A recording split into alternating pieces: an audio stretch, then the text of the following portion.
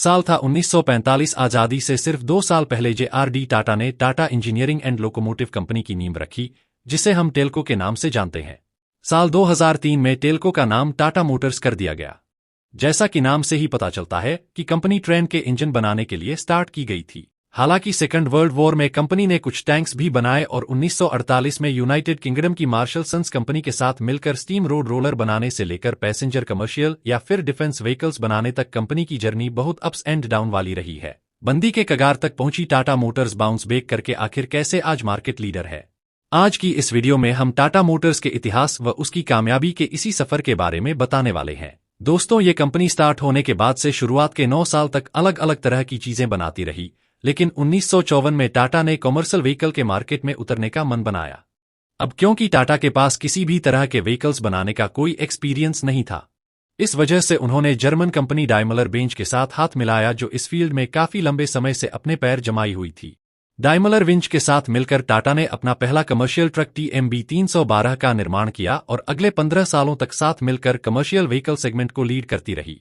उस समय टाटा के सभी व्हीकल्स पर डाइमलर बेंज का वो लोग लगा हुआ होता था, जो आज दुनिया भर में मर्सिडीज बेंज की पहचान माना जाता है। लेकिन सन 1969 में इन दोनों कंपनियों का कोलैबोरेशन खत्म होने के बाद इस लोगों को टाटा की गाड़ियों से हटा दिया गया। ये पार्टनरशिप खत्म होने के बाद टाटा मोटर्स ने पहली बार अकेले अपने दम पर व्हीकल्स का निर्माण करना शुरू किया और गाड़ियों पर अब टाटा का लोगो नजर आने लगा। धीरे धीरे टाटा ने इंडिया के कमर्शियल व्हीकल के मार्केट पर पूरी तरह से कब्जा कर लिया और कमर्शियल वाहनों का सबसे बड़ा उत्पादक बन गया। अब इस तरह कमर्शियल सेगमेंट में मिली सफलता के बाद टाटा ने पैसेंजर व्हीकल मार्केट में भी उतरने का इरादा बनाया और साल 1991 में टाटा ने सियरा नाम की गाड़ी को लॉन्च करते हुए भारत की पैसेंजर व्हीकल मार्केट में भी कदम रख दिया। सियरा के बाद टाटा ने 1992 में अपनी दूसरी गाड़ी टाटा स्टेट लॉन्च की और 1993 में इस कंपनी ने बस बनाना और उन्हें दूसरे देशों में एक्सपोर्ट करना भी शुरू कर दिया। फिर साल 1994 आया जब टाटा ने अपनी फेमस SUV टाटा सुमो को लॉन्च किया, जो आम कस्टमर्स को तो ठीक ठाक लगी लेकिन हमारी भारतीय सेना को काफी पसंद आई और इसी के चलते टाटा को भारतीय सेना के लिए मिलिट्री वाहन बनाने का कॉन्ट्रैक्ट भी मिल गया और तब से लेकर आज तक भारतीय सेना के लिए मजबूत और हर तरह की परिस्थिति का सामना करने वाले मिलिट्री व्हीकल्स टाटा मोटर्स ही बनाती है। दोस्तों, साल 1997 में टाटा मोटर्स 10,000 करोड़ की सेल्स करने वाली भारत की पहली प्राइवेट कंपनी बन गई और फिर आया साल 1998 जो टाटा मोटर्स के लिए सबसे बड़ा टर्निंग पॉइंट साबित हुआ, क्योंकि एक तो इस बार टाटा सफारी को लॉन्च किया गया और दूसरा यह कि टाटा ने अपनी सबसे फेमस कार में से एक इंडिका को लॉन्च किया, जो कि रतन टाटा का एक ड्रीम प्रोजेक्ट था। इंडिका को भारत का पहला स्वदेशी कार भी कहा जाता है, क्योंकि ये पहली ऐसी कार थी जिसे पूरी तरह से भारत में ही बनाया गया था। इंडिका का मुकाबला मार्केट में मौजूद मारुति 800 और एम्बेसडर जैसी रेपुटेड कारों से थी, जबकि शुरुआत के दिनों में इंडिका का कस्टमर रिस्पांस अच्छा नहीं था और साथ ही ऑटो एनालिस्ट भी टाटा की इस स्वदेशी कार को काफी क्रिटिसाइज कर रहे थे। अब चूंकि टाटा ने इस कार के डेवलपमेंट और प्रोडक्शन में काफी पैसा इन्वेस्ट कर दिया था, तो मैनेजमेंट ने और नुकसान से बचने के लिए टाटा मोटर्स को बेचने का फैसला लिया और इसी इरादे से रतन टाटा साल 1999 में अमेरिका के डेट्रॉइट शहर फोर्ड के चेयरमैन बिल फोर्ड से मिलने गए, जहां 3 घंटे तक चली उनकी मीटिंग के दौरान बिल फोर्ड ने कुछ ऐसी कड़वी बातें रतन टाटा को कही कि वो कंपनी बेचने का इरादा त्याग कर तुरंत इंडिया वापस आ गए और मन में ठान लिया कि अब वे किसी भी कीमत पर अपनी इस कंपनी को कामयाब बनाकर दिखाएंगे।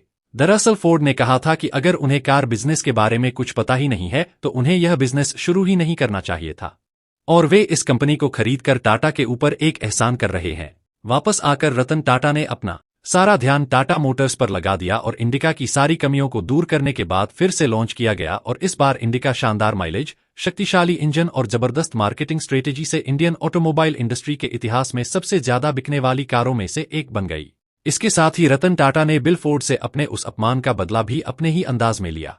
दरअसल 2008 के ग्लोबल फाइनेंशियल क्राइसिस के दौरान फोर्ड कंपनी बैंकरुप्ट होने के कगार पर पहुंच गई थी। ऐसे में रतन टाटा ने फोर्ड की तरफ मदद का हाथ बढ़ाते हुए उनकी घाटे में चल रही जगुआर लैंड ओवर कंपनी को $2.3 बिलियन में खरीद लिया और इस मदद के लिए रतन टाटा का शुक्रिया अदा करते हुए कहा था, क्या आप जगुआर लैंड ओवर को खरीदकर हम पर एक बहुत बड़ा एहसान कर रहे हैं? जहां इंडिका और टाटा सफारी ने इंडियन मार्केट में टाटा को सहारा दिया, वही जगुआर लैंड ओवर को भी रतन टाटा और उनकी टीम की जबरदस्त मेहनत ने रिवाइव कर दिया और ये कंपनी टाटा मोटर्स के रेवेन्यू का मुख्य जरिया बन गई। और आपकी जानकारी के लिए बता दूं कि साल 2019 तक टाटा मोटर्स का 70-80% रेवेन्यू सिर्फ जगुआर लैंड रोवर से आने लगा। इसी दौरान 2008 में टाटा की लखटकिया कार नैनो भी लॉन्च की गई, जो लोअर मिडिल क्लास को ध्यान में रखकर बनाई गई थी। लेकिन कस्टमर्स का रिस्पांस अच्छा नहीं होने की वजह से 2018 में इसका प्रोडक्शन बंद कर दिया गया। जब सब कुछ अच्छा चल रहा था तो आखिर 2019 में प्रॉब्लम कहां से आई? दरअसल साल 2010 के बाद इंडियन मार्केट में मारुति, हुंडई और होंडा जैसे ब्रांड्स के अपडेटेड फ्यूल एफिशिएंट और फीचर्स रिच कार्स की वजह से टाटा तेजी से इंडियन मार्केट में अपनी जगह खोने लगा और यहां तक कि सन 2019 में पैसेंजर व्हीकल में टाटा मोटर्स का मार्केट शेयर गिरकर 3.6% पर आ गया। असल में इंडिया में कमर्शियल व्हीकल्स और विदेशों में जगुआर लैंड रोवर नहीं टाटा मोटर्स को संभालना हुआ था। JLR का मेन मार्केट इंडिया नहीं बल्कि चीन और यूरोपियन कंट्रीज थे, क्योंकि चीन इंपोर्टेड कार पर 25% इंपोर्ट ड्यूटी लगाती थी। इसलिए टाटा ने चीन की एक car making company cherry automobile के साथ जॉइंट वेंचर बनाकर 1 लाख से ज्यादा कार्स हर साल बेचने लगे। लेकिन प्रॉब्लम 2017 के बाद तब शुरू हुई जब सेल्स बढ़ने के साथ ही गाड़ियों की टेक्निकल प्रॉब्लम्स भी बढ़ने लगी और प्रोडक्ट क्वालिटी के इश्यू को लेकर लोग सड़कों पर आ गए। लाखों गाड़ियों को रिकॉल करना पड़ा और जहां JLR के टोटल रेवेन्यू का 33% चीन से ही आता था, वो गिरकर 10% पर आ गया। इसके साथ ही JLR पर दोहरी मार पड़ी यूरोपियन कंट्रीज में, जहां पोल्यूशन कंट्रोल और इलेक्ट्रिक व्हीकल्स को प्रमोट करने के लिए डीजल गाड़ियों के एमिशन नॉर्म्स को स्ट्रिक्ट करने के साथ ही उन पर कुछ एडिशनल टैक्स भी लगा दिया गया। अब चूंकि जैगुआर लैंड रोवर की मैक्सिमम गाड़ियां डीजल वेरिएंट ही थी तो उन्हें अपना पुराना स्टॉक डिस्काउंट पे निकालना पड़ा, जिसने कंपनी के बैलेंस शीट पर दबाव डाला। धीरे धीरे टाटा मोटर्स के ऊपर डेट्स बढ़ने लगा और कंपनी को बेचने तक की नौबत आ गई। इंडिया में लोगों के पास मोनेटाइजेशन की वजह से जहां की कमी थी वहीं रही सही कसर चोरों लोचदोट ने पूरी कर दी। जब semi conductor of vehicle parts की कमी की वजह से पूरी ऑटोमोबाइल इंडस्ट्री मंदी की चपेट में आ गई थी, उसके बाद तो हर कोई यही बातें करने लगा कि अब टाटा मोटर्स को खत्म हो चुकी है। लेकिन टाटा मोटर्स के CEO मिस्टर गुंटर गुच्चे हार मानने वालों में से नहीं थे। मिस्टर गुच्चे टाटा से पहले एयरबस के चीफ ऑपरेटिंग ऑफिसर थे। उन्होंने इस कोरोना काल को कंपनी के रिवाइवल के लिए यूज किया और अगले 2 सालों में टाटा मोटर्स ने ऐसा कुछ कमाल किया कि 2021 में टाटा मोटर्स का मार्केट शेयर 13% से भी ऊपर आ गया है। असल में दोस्तों, टाटा मोटर्स ने अपनी गाड़ियों के पुराने मॉडल्स जैसे सुमो, जेस्ट, बोल्ट और आरे को बंद करते हुए इनोवेशन एंड सेफ्टी को आधार बनाकर नए नए मॉडल्स मार्केट में लाने शुरू की। और यही नहीं, जगुआर लैंड रोवर से इंस्पायर्ड ओमेगा और अल्फा प्लेटफार्म पर बेस्ट जबरदस्त सेफ्टी फीचर्स और इंटरनेशनल स्टैंडर्ड की गाड़ियां जैसे नेक्सॉन हरियर सफारी और पंच लॉन्च की गई, जो लोगों को काफी पसंद आने लगी।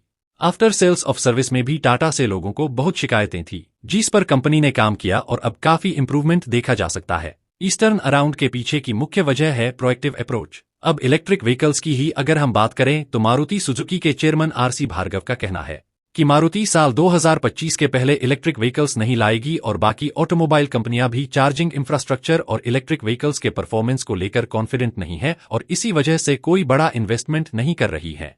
लेकिन टाटा मोटर्स ने फ्यूचर को भांपते हुए एक वर्टिकली इंटीग्रेटेड मॉडल तैयार किया। टाटा ग्रुप की कई कंपनीज ने एक साथ मिलकर काम करना शुरू किया।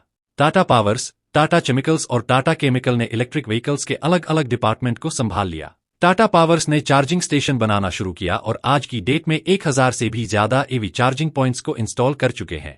चीन पर डिपेंडेंसी कम करने के लिए टाटा केमिकल बैटरी प्रोडक्शन पर काम करने लगी और मोटर डिजाइन का काम टाटा LXC को सौंपा गया। सभी काम इन हाउस कंपनी में होने की वजह से टाटा का खर्च काफी कम हो गया और इस तरह टाटा मोटर्स को फर्स्ट मूवर होने का फायदा भी मिला। अब आज अगर हम EV सेगमेंट की बात करें तो टाटा मोटर्स का EV में कुल मार्केट शेयर 82% है, जिसमें अकेले Tata Nexon 64% market share hold करती है। गवर्नमेंट के वोकल फॉर लोकल और मेक इन इंडिया कैंपेन की वजह से भी लोगों का सेंटीमेंट टाटा और महिंद्रा जैसी इंडियन कार मेकर्स के साथ जुड़ गया और देखते ही देखते 70 रुपए कर चुका टाटा मोटर्स का शेयर प्राइस आज 400 रुपए के आसपास है। दोस्तों, उम्मीद है कि वीडियो आपको पसंद आई होगी। Thanks for watching.